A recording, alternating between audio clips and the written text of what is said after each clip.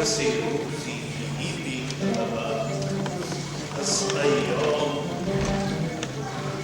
مشکلان است که هر روز بدتر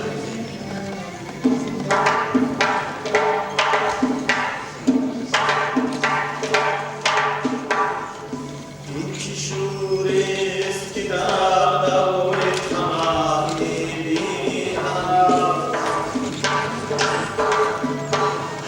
همه آفاق پر از فتنه و شر می‌بینم هر کسی روز بهینه طلبد از ایام مشکلات است که هر روز بدتر می‌بینم هر کسی روز بهینه طلبد از ایام مشکلات است که هر روز بدتر می‌بینم ابلهان را همه شربت زیراب و قند است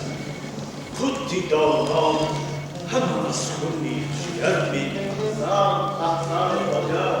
اسبی تازی شده مجبور و زیر خاکان تبکی زرمی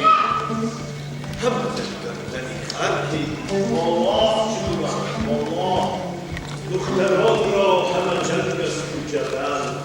با مادر پسران را همه خواهی پدر قطار هیچ رحمی نه برادر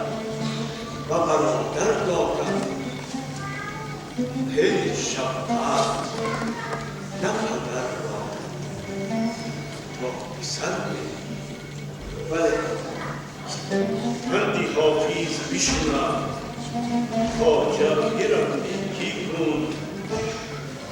که من پند به از بود و هر بیزی روح فرمانه خواجه